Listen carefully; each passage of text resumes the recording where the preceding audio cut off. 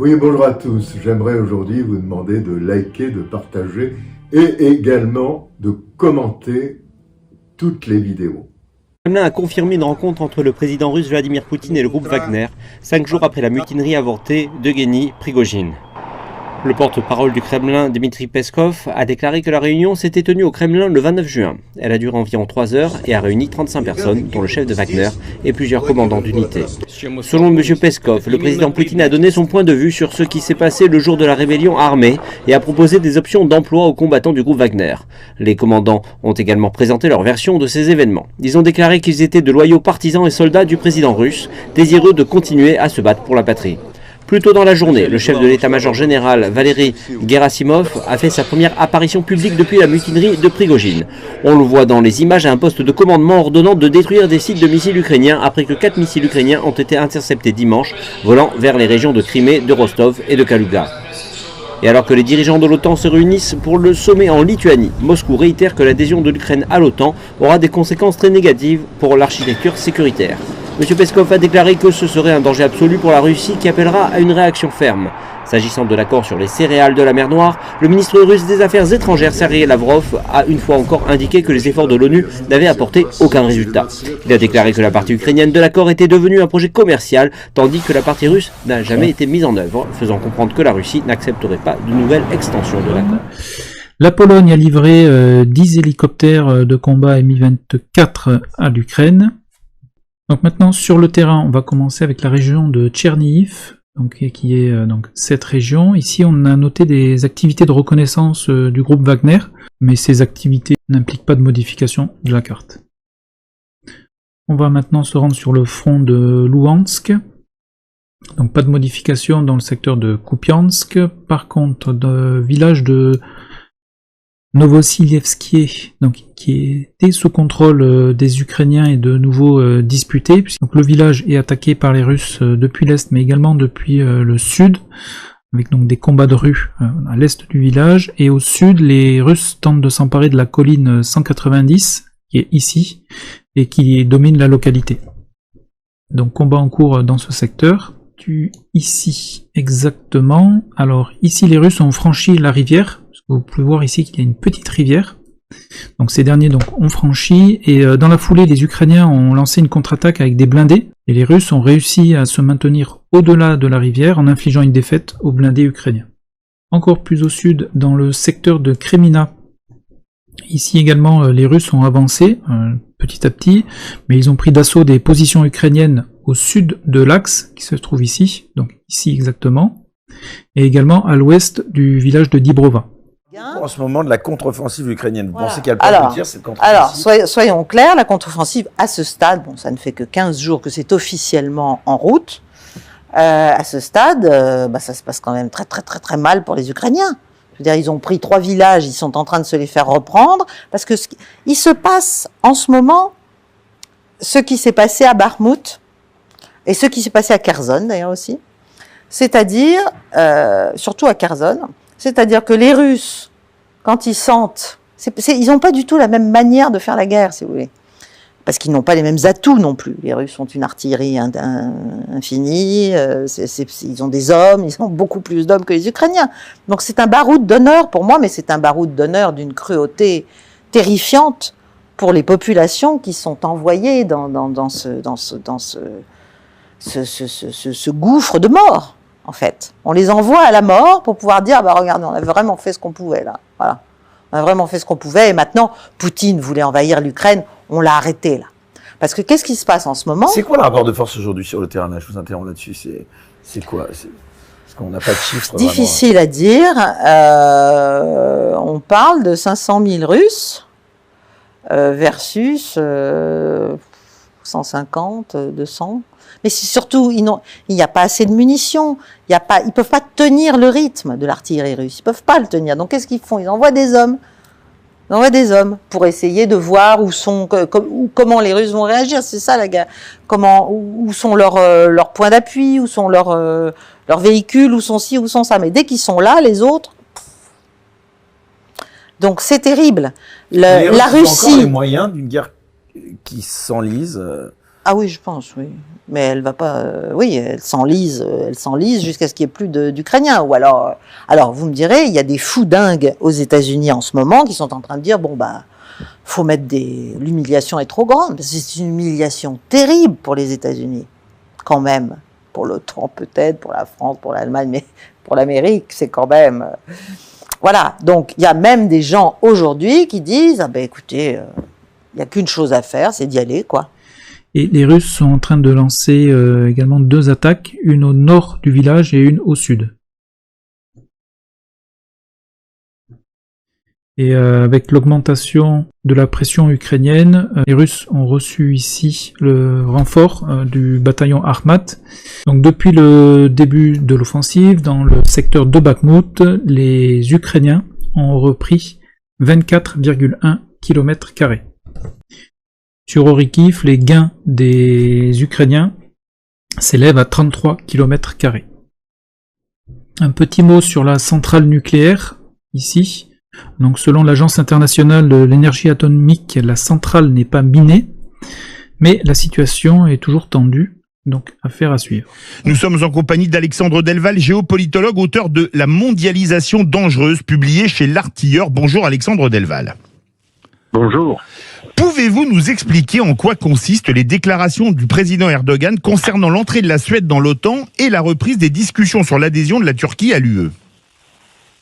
Alors il y a beaucoup de bluffs, mais ce que l'on sait, c'est que même si lui-même l'a nié, l'entrée de la Suède dans l'OTAN, qui était bloquée par la Hongrie et par la Turquie, si elle est débloquée ces jours-ci, ce qui semble être le cas, eh bien on sait que depuis déjà 2021, c'est une négo, comme on dit, qui permettrait le déblocage de la vente des F-16 pour la modernisation de l'armée turque. Donc en fait, morale de l'histoire, c'est qu'Erdogan est un très bon négociateur. On le prend pour un rustre, un fanatique, un islamiste. Il est surtout un populiste pragmatique. C'est une nouvelle forme de populisme. C'est le populisme pragmatique extrêmement élastique. Il passe de l'islamisme au nationalisme, d'ennemi de la Syrie à l'ami, ennemi de l'Égypte à l'ami. Il change constamment, mais c'est pas juste retourner sa veste. Il sait être élastique et profiter du kairos, le mot de ses ennemis grecs, le moment juste, le moment opportun. Et là, il a fait encore une fois un parcours sans faute. Il a été réélu contre toute attente. Il obtient ce qu'il voulait et apparemment la modernisation de l'armée turque va être appuyée par les États-Unis. Je pense que les ventes des F-16 vont être débloquées. Pour ce qui concerne la candidature de la Turquie à l'Union européenne, c'est une autre paire de manches. C'est une autre paire de manches. La candidature de la Turquie à l'heure actuelle aujourd'hui à l'Union européenne a été retenue. Les négociations ont été ouvertes depuis 2005, mais les chapitres de l'acquis communautaire sont bloqués par la Turquie elle-même, qui ne veut pas s'adapter et insérer dans son droit et dans son système législatif le droit européen. Donc ça, c'est un blocage total qui est du fait de la Turquie, et ça ne se négocie pas en échange de l'OTAN. Biden lui-même l'a rappelé, et bien entendu, Olaf Scholz a été beaucoup plus clair que Luc Michel, qui lui a fait de la diplomatie et de la concession verbale, mais sans aucune conséquence. Justement, les USA ont toujours soutenu l'entrée de la Turquie dans l'UE. Sont-ils à la manœuvre ? Alors, ils ne sont plus trop à la manœuvre. C'était une constante, le soutien de la Turquie à l'UE. C'était une constante sous George Bush père, George Bush fils, Barack Obama, et ensuite, et même depuis Clinton, on peut dire, parce que ça date des années 90. La candidature turque a été formulée en 87. Elle a été bloquée par Helmut Kohl longtemps. Elle a été réouverte, d'ailleurs, comme par hasard, lors du 50e anniversaire de l'OTAN en 1999, et elle a été effective, acceptée en 2004, et ouverture des négociations en 2005, avec constamment un double appui, assez étonnant, mais en fait pas tant que ça, américain et anglais. Les Anglais qui ne sont plus dans l'Union européenne, et c'était écrit déjà à l'époque, et les Américains qui n'ont jamais été membres de l'Union européenne. C'est assez stupéfiant de voir que c'est les Anglo-Saxons qui ont le plus poussé cela, et c'est l'Angleterre qui avait d'ailleurs présidé l'Union européenne au moment de l'ouverture des négociations avec la Turquie. C'est une constante parce que la Turquie, elle a un pouvoir de nuisance énorme. Elle a 50 ogives nucléaires américaines sur son sol, sur la base d'Imsirlik. Et donc elle a un pouvoir de nuisance qu'elle négocie très cher.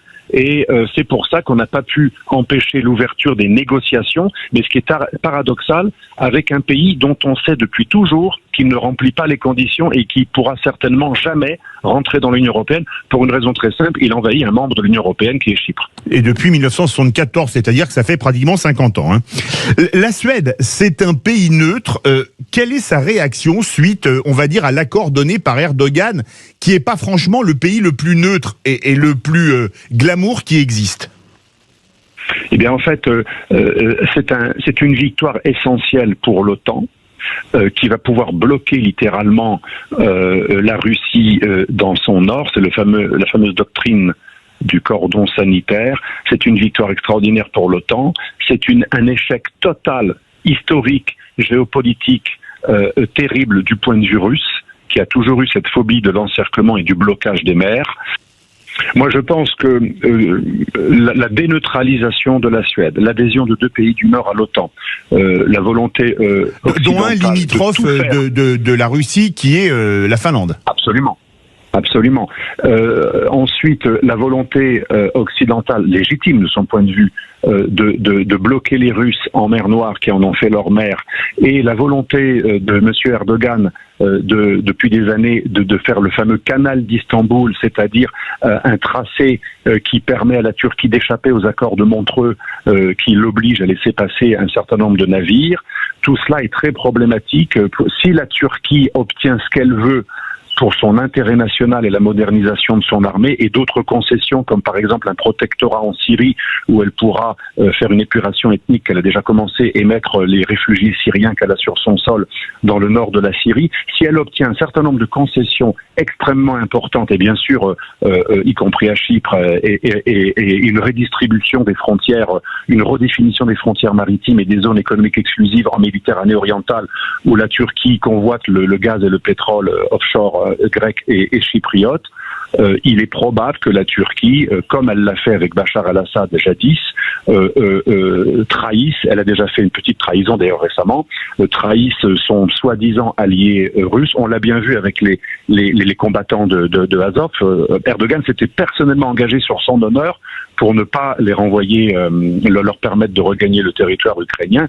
Donc en fait, un retour remarqué. Le président ukrainien Volodymyr Zelensky est revenu de sa visite en Turquie avec 5 commandants du régiment Azov de l'armée ukrainienne, ceux-là même qui avaient participé à la défense de Mariupol depuis la Syrie Azovstal. Appelés aussi les défenseurs d'Azovstal, ils sont considérés comme des super-héros en Ukraine et ils veulent retourner au front. Вони воювали заради України. Героїчно воювали, абсолютно. Вони пройшли через російський полон. Потім більше 300 днів вони були в Туреччині, їм час бути вдома. Ces hommes faits prisonniers par les Russes en mai 2022, après 3 mois de combat, avaient été envoyés en Turquie suite à un accord entre Moscou, Ankara et Kiev, et ils auraient dû rester en Turquie jusqu'à la fin du conflit. Le Kremlin s'est empressé de dénoncer, je cite, une violation directe des termes des accords existants. Volodymyr Zelensky lui a remercié le président turc pour le retour des commandants ukrainiens.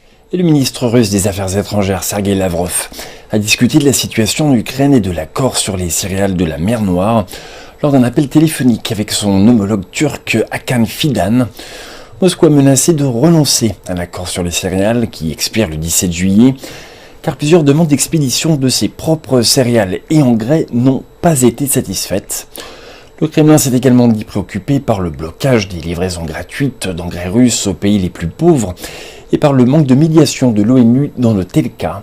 S'adressant aux journalistes, le porte-parole présidentiel russe Dmitri Peskov a déclaré que tant que l'accord sur les céréales ne sera pas respecté, il n'y a pas tellement d'espoir de reconnecter la banque agricole russe à SWIFT, un réseau mondial d'institutions financières qui fournit un moyen sécurisé d'envoyer et de recevoir de l'argent à l'international.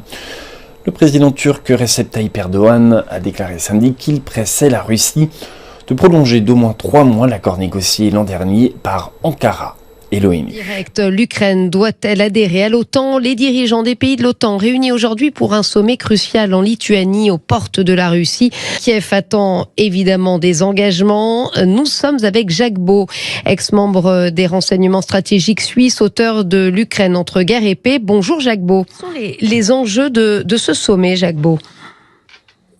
Eh bien, il y en a deux majeures. C'est évidemment la question de l'Ukraine et puis l'adhésion de la Suède, puisqu'elle était controversée du fait de la position turque. Il semble que la position turque se soit assouplie suite aux pressions américaines, donc probablement que le cas de la Suède se terminera favorablement. Pour la question de l'Ukraine, c'est plus compliqué. Jake Sullivan, le conseiller à la sécurité nationale, a bien précisé durant ce week-end que l'Ukraine ne rejoindra pas l'OTAN à l'issue de ce sommet. Et Joe Biden avait dit d'ailleurs, ce qui est intéressant, qu'il n'y a pas d'unanimité pour accueillir l'Ukraine dans l'alliance. Donc, comme vous le savez, en fait, d'après les statuts du traité de Washington, qui détermine l'adhésion, enfin les conditions d'existence de l'OTAN, il n'y a pas de règle qui interdirait l'accession de l'Ukraine à l'alliance, même si elle est en guerre, théoriquement. Oui. Mais naturellement, le fait qu'elle soit en guerre a des conséquences, et il faut, pour que l'Ukraine puisse accéder, d'abord, il ne faut pas simplement qu'elle le veuille. Théoriquement, elle doit être invitée par les membres de l'OTAN et elle doit être acceptée à l'unanimité des 31 membres. Moi-même, j'ai travaillé, lorsque j'étais à l'OTAN, j'y participais modestement, mais participé quand même à des programmes de lutte contre la corruption en Ukraine. Donc, c'est un problème qui est connu dans l'OTAN, qui est combattu, que l'OTAN essaye de combattre d'ailleurs sans grand succès. Donc, c'est difficile d'accepter un membre qui a déjà autant de casseroles. En tout cas, la France a fait un petit peu une volte-face sur ce sujet. Emmanuel Macron qui était totalement contre, on s'en souvient, à Budapest en 2008. Là, changement complètement de paradigme. Pour quelles raisons, selon vous? Lui, il plaide vraiment pour cette adhésion. Oui, mais ça, là, on est dans on est dans la psychologie macronienne, sans doute. Parce que, bon courage. En réalité, à l'OTAN, il n'y a pas de discussion là-dessus. Ce sont les États-Unis qui donnent le là. Quel que soit le cas de figure. Je rappelle que l'OTAN, à la différence des autres organisations, c'est une organisation où il y a un primus inter pares, c'est-à-dire les États-Unis, puisque c'est eux qui fournissent, si j'ose dire, la garantie nucléaire à l'Alliance. Par conséquent, ils ont une sorte de préséance par rapport aux autres membres, et par conséquent, c'est eux qui décident qui sera membre ou pas, factuellement. Jacques Beau, on a posé la question à nos auditeurs aujourd'hui. On leur a demandé si pour eux l'éventuelle adhésion de l'Ukraine à l'OTAN serait souhaitable, dangereuse, sans avis. Et c'est assez massif, 93% la juge dangereuse. Il y a évidemment cet article 5 qui rend solidaire en cas de conflit. Bonjour Jacques. Bonjour. Emmanuel Macron qui maintenant entame donc cette rencontre avec le président turc Recep Tayyip Erdogan. Oui, Emmanuel Macron est le premier dirigeant à échanger avec le président turc en ouverture de ce sommet. Les deux hommes sont actuellement en tête-à-tête dans une salle à l'écart, juste avant que ne débute le déjeuner rassemblant l'ensemble des chefs d'État et de gouvernement membres de l'OTAN.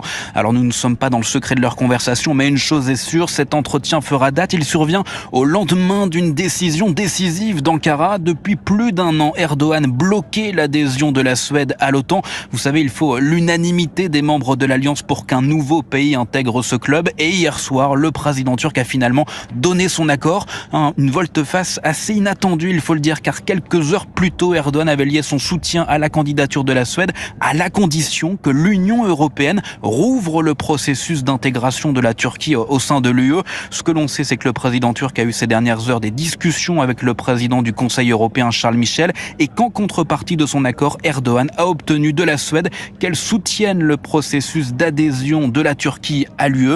Nul doute qu'il doit être aussi question de cela en ce moment entre Emmanuel Macron et Recep Tayyip Erdogan. Merci Jacques. Jacques serait en direct de Vilnius pour Europe 1 et justement la réponse du Kremlin là-dessus. L'entrée de la Suède dans l'OTAN aura des conséquences négatives pour la sécurité de la Russie. Et quant à la livraison de ces missiles Scalp dont je vous parlais tout à l'heure, Emmanuel Macron les annonce, et bien le Kremlin promet des contre-mesures à la livraison à Kiev de missiles longue portée. Et donc nous avons décidé de livrer de nouveaux missiles permettant des frappes dans la profondeur à l'Ukraine. Ce sera donc déployés conformément aux engagements que nous avons pris avec eux. Il y a la porte ouverte, que n'importe qui peut rentrer, c'est l'auberge espagnole, l'OTAN, c'est formidable. Bon, les principes de la sécurité européenne, on s'assoit dessus, l'indivisibilité de la sécurité européenne, on s'assoit dessus. Bon, mais à partir du moment où tout ça, si vous voulez, il y a eu une phase, mais c'est comme dans beaucoup de situations, il y a un moment, au tout début, où beaucoup de choses sont encore possibles. Et c'est pour ça d'ailleurs que ces négociations avaient pu débuter à Minsk, puis à Antalya.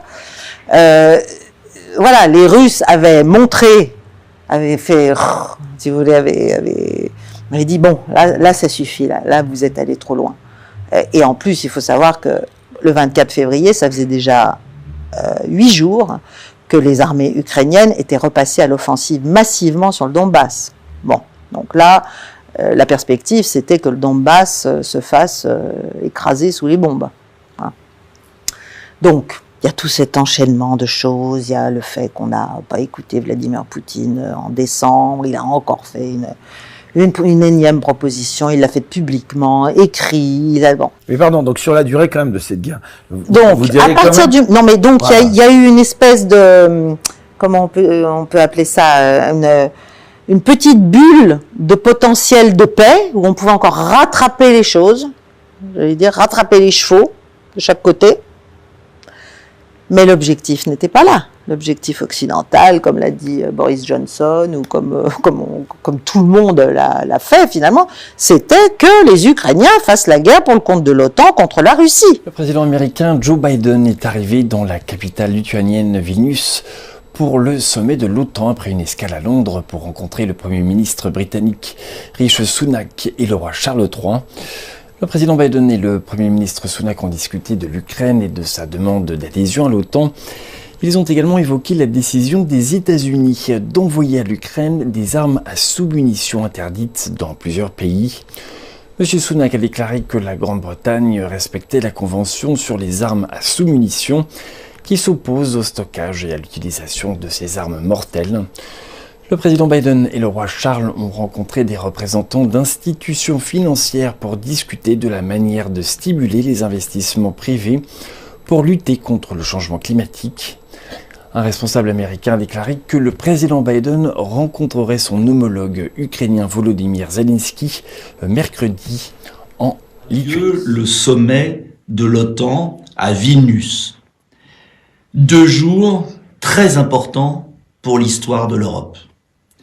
D'abord marqué par un chantage ahurissant du président Erdogan, turc, qui se permet de refuser la candidature de la Suède à l'OTAN tant que la Turquie n'est pas membre de l'Union européenne, ou du moins n'est pas dans les conditions d'une adhésion à l'Union européenne.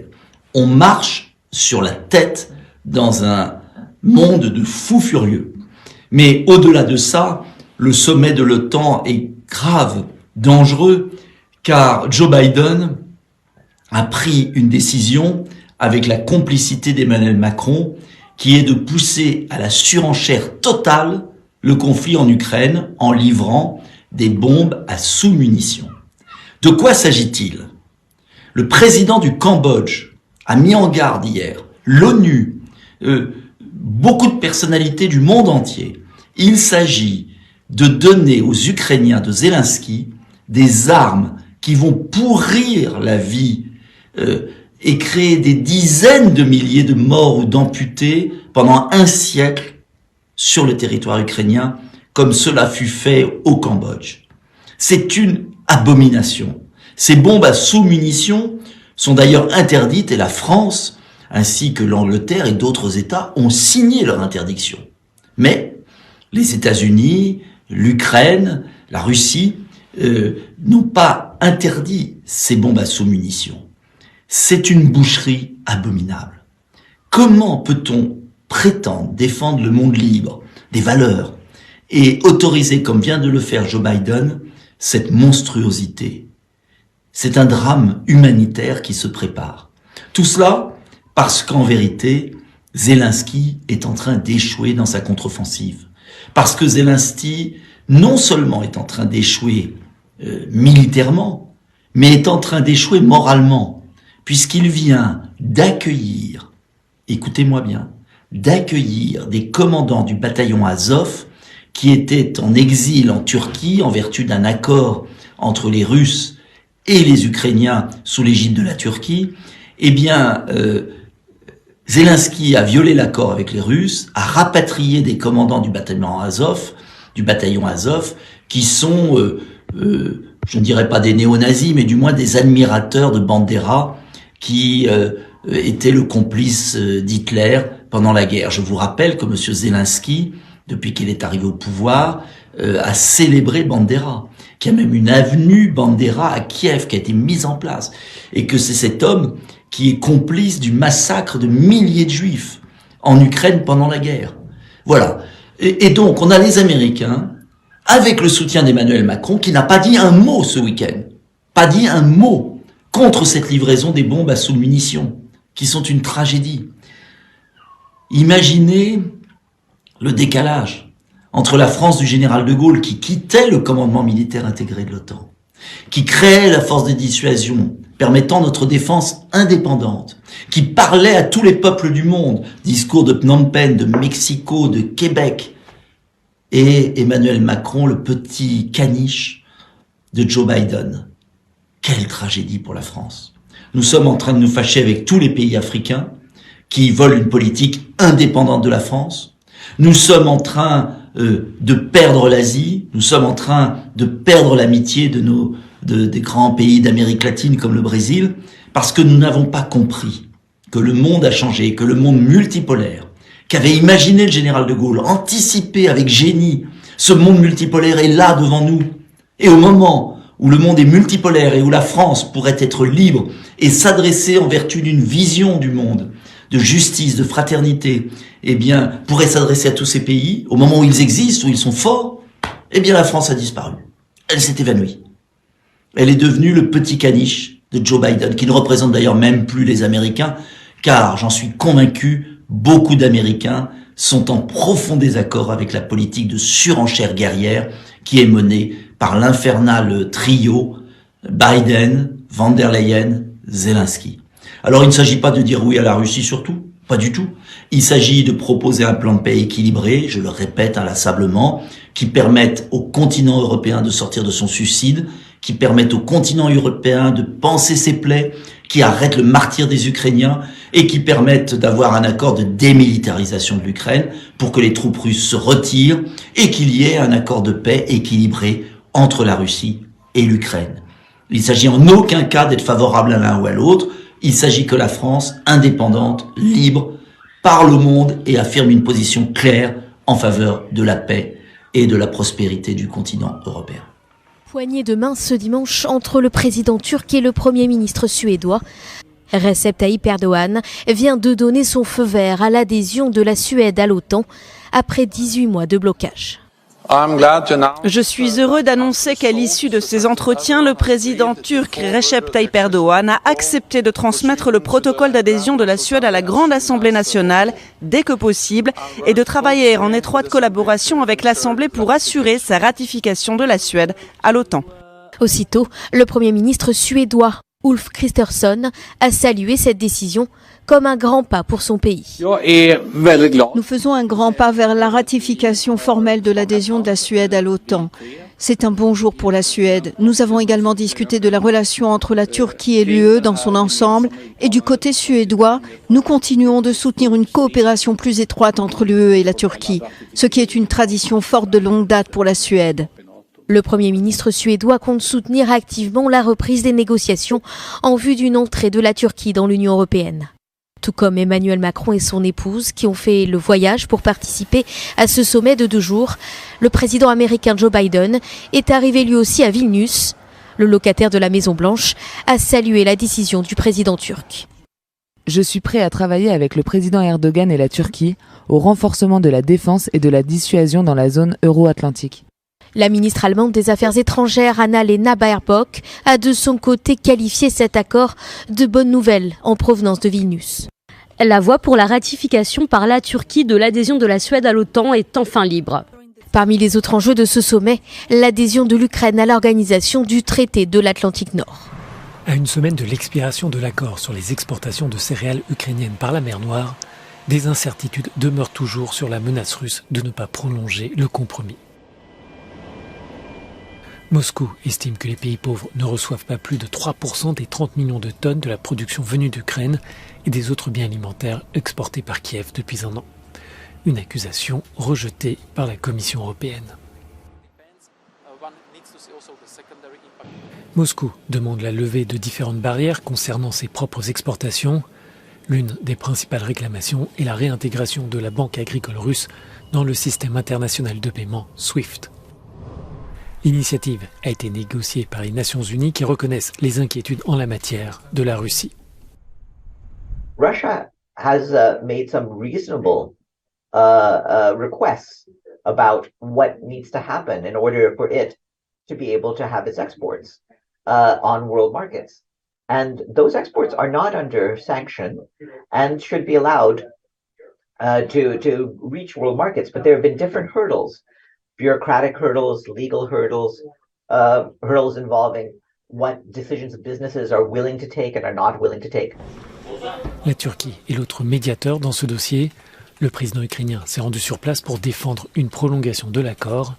En cas d'échec des discussions, le prix des denrées alimentaires pourrait augmenter et accentuer la crise humanitaire dans certains pays comme l'Afghanistan, l'Éthiopie, le Kenya, la Somalie, le Soudan et le Yémen.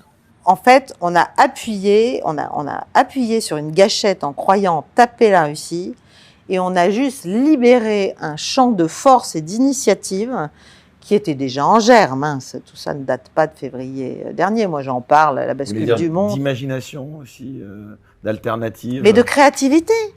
Enfin, est-ce que l'on sait ces sanctions, ouais. Que, alors, oui. Pour les contourner, quoi. Pour les contourner, mais plus que ça.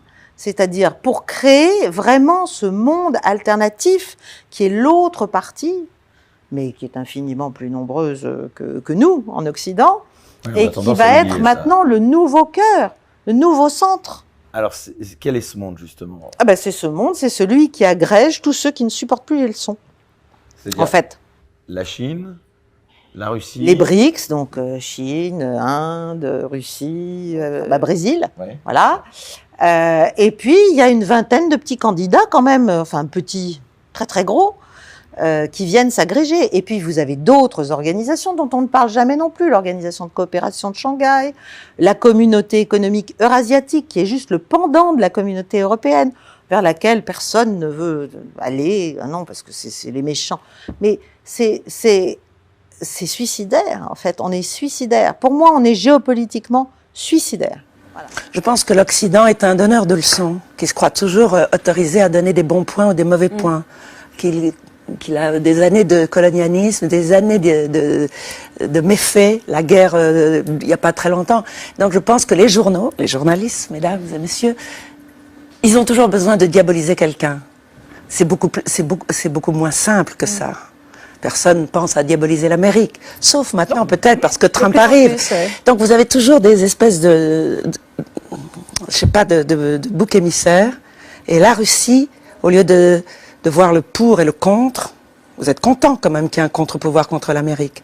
Vous êtes tellement les laquais de l'Amérique que vous ne direz pas du tout qui est. C'est simplement que dès qu'on ouvre un bulletin d'information, tout le monde, il y a la pensée unique sur les mêmes hommes et sur les mêmes choses. Poutine, je n'entends jamais. Qui défendent. Regardez François Fillon, Marine Le Pen, Jean-Luc Mélenchon. Non, ça je vous vois venir. Hein, parce que vous avez... Et puis quand d'un coup on est à court d'arguments, on dit alors vous êtes pour Hitler. C'est toujours ces mêmes arguments. Si il y a un amalgame et de forcer la pensée unique, et vous ne me ferez pas rentrer là-dedans. Le président Xi s'exprimait lors d'une rencontre avec la présidente du Conseil de la Fédération de Russie, Valentina Matvienko, à Beijing. Le président Xi a souligné que la Chine et la Russie étaient de grandes nations qui devraient assumer d'importantes responsabilités en matière de développement humain. Il a ajouté que les deux parties devraient également renforcer la collaboration au sein des mécanismes multilatéraux tels que l'Organisation de coopération de Shanghai et les BRICS et sauvegarder les intérêts communs des pays en développement. Madame Matvienko a soutenu que le partenariat de coordination stratégique globale entre la Russie et la Chine était conforme aux intérêts des deux nations et que la Russie était disposée à renforcer les échanges et le dialogue avec la Chine. Lors de sa visite en Russie en mars dernier, le président Xi avait rappelé que la Chine et la Russie étaient l'une pour l'autre les plus grands voisins et des partenaires stratégiques globaux, soulignant la logique historique d'une relation positive sino-russe. Quoi que fasse la Chine, nous voyons un schéma dans tous ses développements, qui est d'obtenir l'autosuffisance et l'indépendance dans tout. Pour d'autres pays, compter sur leurs pays voisins pour des produits et des machines est parfois bon et efficace. Cependant, pour la Chine, c'est une faiblesse. C'est pourquoi il a fallu 15 ans à la Chine pour lancer son avion de ligne construit localement appelé C-919, qui a été lui-même fabriqué pour se libérer de la dépendance. Mais voici ce qui est le plus important maintenant, la Chine a réussi à construire et à lancer son propre jet commercial à fuselage étroit, le C-919. Au moins 6 personnes sont mortes dans des pluies torrentielles qui se sont abattues lundi dans le sud-ouest du Japon. Selon les autorités japonaises, le bilan pourrait encore s'alourdir. Lundi, sur appel du gouvernement, des centaines de milliers de personnes ont été évacuées. Des précipitations records dans certaines parties de la région de Kyushu ont fait sortir les rivières de leur lit, ce qui a provoqué d'importants glissements de terrain. En 2021 et 2018, des inondations et des glissements de terrain avaient tué plus de 230 personnes au Japon. L'Afrique du Sud organisera bien le sommet des BRICS au mois d'août prochain. C'est ce qu'a affirmé ce dimanche Cyril Ramaphosa, le président sud-africain, après des semaines de tergiversation. La raison, Vladimir Poutine, en tant que président russe, devrait se rendre à la rencontre, mais il est depuis le mois de mars sous le coup d'un mandat d'arrêt international.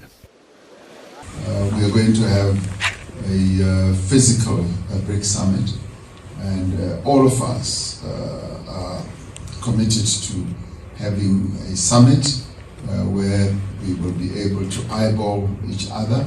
We have not held a physical summit for quite a long time, almost 3 years now, and so sorry to disappoint you, it's not going to be virtual. En tant que membre de la Cour pénale internationale, l'Afrique du Sud est théoriquement censée arrêter le président russe s'il entrait sur son territoire. Mais depuis le début de la guerre en Ukraine, Pretoria tente de maintenir de bonnes relations avec la Russie. Puissance diplomatique continentale, l'Afrique du Sud affirme adopter une position neutre afin de jouer un rôle dans la résolution des conflits, selon Cyril Ramaphosa. L'Union européenne a scellé ce dimanche un accord commercial ambitieux avec la Nouvelle-Zélande, partenaire clé dans la région Indo-Pacifique. La présidente de la Commission européenne et le Premier ministre néo-zélandais ont souligné les liens culturels de longue date et les valeurs partagées entre les deux entités, qui vont du commerce au soutien de la démocratie et à la condamnation de l'invasion de l'Ukraine par la Russie. The geopolitical landscape is increasingly shifting and uncertain. All the more reasons for like-minded partners like us to strengthen our ties so that we can navigate the different risks but also deliver for our... Malgré les canons à eau, ces manifestants résistent. Agrippés les uns aux autres, ils sont déterminés à bloquer cette route qui mène à Jérusalem. Je suis venu ici parce que ce gouvernement est en train de démolir totalement la démocratie en Israël. En démocratie, il y a 3 institutions. Le gouvernement, le Parlement et le pouvoir judiciaire. En Israël, il n'y en a que 2, car le gouvernement et le Parlement sont les mêmes. La raison de leur colère, le vote en première lecture de l'annulation de la clause déraisonnabilité. Ils adoptent des lois de corruption et de corruption. Et c'est ce qu'ils veulent. Nous sommes donc la nation et nous ne permettrons pas à l'État d'abandonner le contrat qui nous lie au pays. C'est pourquoi nous bloquons. La ville n'est pas un cas à part. Ce mardi, la contestation s'est emparée de plusieurs régions. Et en fin de matinée, plusieurs axes routiers étaient déjà bloqués par des barrages humains. À l'aide de pneus brûlés, une partie de la population exprime son mécontentement. Réaction directe, des organisations anti-réformes ont appelé à une journée de résistance. Tel Aviv, Ranana, Jérusalem, Haïfa, circuler est quasiment impossible. Face à la situation, la police s'est efforcée de déloger les manifestants. Fin de matinée, certaines routes ont pu être débloquées. Autre cible des manifestants, l'aéroport international de Ben Gurion. Dès 16 heures, le personnel de l'aéroport a prévu d'être sur le qui-vive. Environ 30 000 passagers devraient transiter par Israël. Le pic de la manifestation est prévu à 17h. La fin est estimée à 20h. En raison des événements, des changements dans l'horaire des vols et les terminaux sont à prévoir. Afin d'anticiper tout problème, il est recommandé aux passagers de s'informer à l'avance auprès des compagnies aériennes. Hawk reprend du service. Une simulation faisant partie de la série d'exercices conjoints entre les États-Unis et Israël a débuté dans la nuit de dimanche à lundi, avec plusieurs scénarios au menu, des attaques de cibles stratégiques, des violations de l'espace aérien ou encore de la cyberdéfense contre une variété de menaces. En janvier, l'armée israélienne et le commandement central américain annonçaient le début de Juniper Hawk. Objectif, tester l'état de préparation et améliorer l'interopérabilité des deux forces. Au total, plus de 140 avions, 12 navires de guerre et des systèmes d'artillerie des deux pays avaient été déployés. Pour les Américains, cet exercice vise notamment à montrer à des adversaires comme l'Iran que Washington n'est pas distrait par la guerre en Ukraine, ni par la menace chinoise de mobiliser une grande force militaire. Jérusalem ne mentionne pas spécifiquement l'Iran pour justifier cet exercice, mais évoque des situations où il y aurait un conflit à distance. Une phrase de code souvent utilisée pour désigner Téhéran. L'Union européenne veut construire un partenariat plus fort avec l'Afrique du Nord pour tenter de maîtriser les migrants qui traversent la Méditerranée.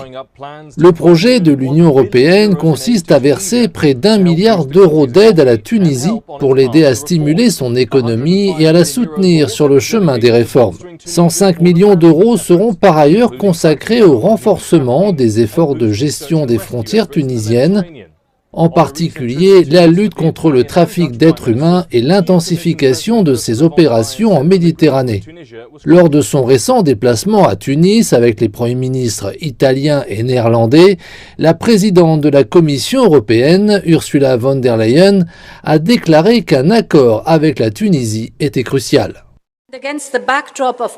Dans un contexte d'incertitude mondiale, il est maintenant dans notre intérêt commun de renforcer notre relation et d'investir dans la stabilité et la prospérité. C'est la raison pour laquelle nous sommes ici. C'est la raison pour laquelle nous travaillons avec la Tunisie sur un programme global. Un accord avec la Tunisie serait également précieux pour la tentative de l'Italie de gérer les migrants débarquant sur ses côtes. La première ministre, Giorgia Meloni, est impatiente de décrocher un accord permettant de rapatrier vers les côtes tunisiennes les demandeurs d'asile dont la demande a été rejetée, l'objectif étant d'abaisser la pression exercée sur les côtes italiennes.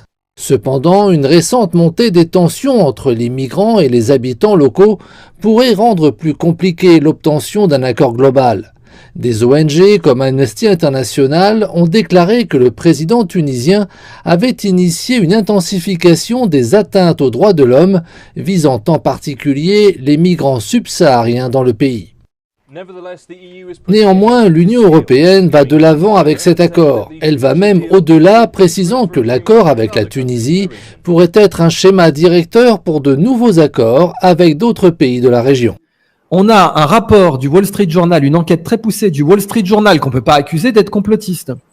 Le Wall Street Journal et l'université de Stanford qui a révélé l'existence d'un énorme réseau pédocriminel et de trafic d'enfants sur Instagram dans lequel les enfants étaient appelés des pizzas.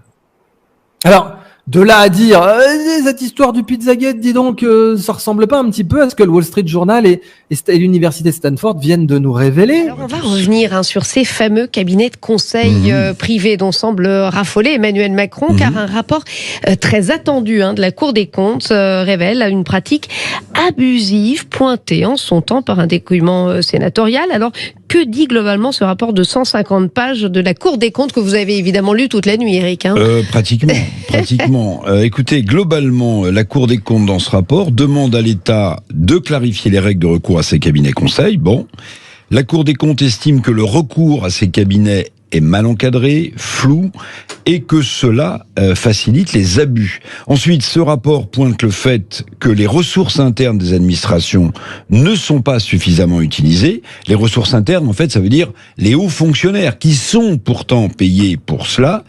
Donc la Cour des comptes, oui, met le doigt là où ça fait mal. Elle dit, vous utilisez pas les hauts fonctionnaires, c'est dévalorisant pour eux. Et comme vous avez recours à des cabinets conseils, c'est très cher pour le budget de l'État. Oui, en termes de chiffres, donc, que représentent ces contrats avec l'administration française et par rapport à l'étranger? Oui, il y a quelques chiffres. Si vous voulez, je vais vous en donner, sur l'année 2020. Les cabinets conseils ont coûté près de 900 millions d'euros l'année 2021, 618 millions en 2020 et seulement, si j'ose dire, 539 millions en 2019. Vous voyez, il y a donc eu, après l'élection d'Emmanuel Macron, un recours exponentiel au conseil privé.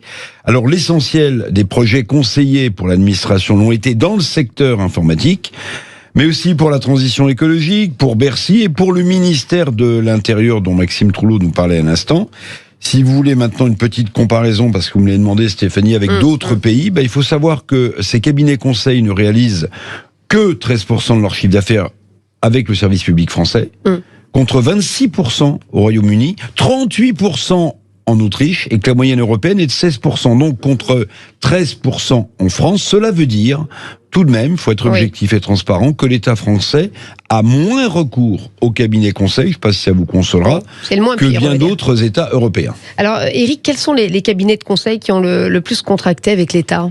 Alors, le rapport de la Cour des comptes bat aussi en brèche quelques idées reçues, notamment sur le rôle central qui a été octroyé au moment de la polémique au fameux cabinet américain McKinsey. En réalité, dit le rapport de la Cour des comptes, les premiers fournisseurs de conseils à l'administration française ont été, et de loin, des cabinets français.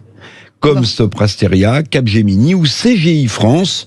Rien que le groupe Soprasteria, que vous connaissez peut-être pas, mais qui est très connu dans le système, en 2021, ce cabinet-là, Soprasteria, a signé pour 75 millions d'euros de contrats, là où McKinsey n'a empoché pour ses services que 17 millions un beau pour cette même année 2021.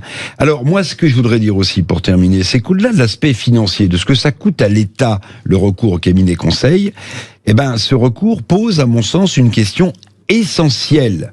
La gestion du dossier et des données qui touchent des secteurs régaliens, comme la défense, comme la santé, ça devrait interroger. Parce que c'est une question, évidemment, de souveraineté nationale qui s'effiloche dans le magma européen. Et la question de souveraineté nationale, elle a un coût, mais elle n'a pas de prix.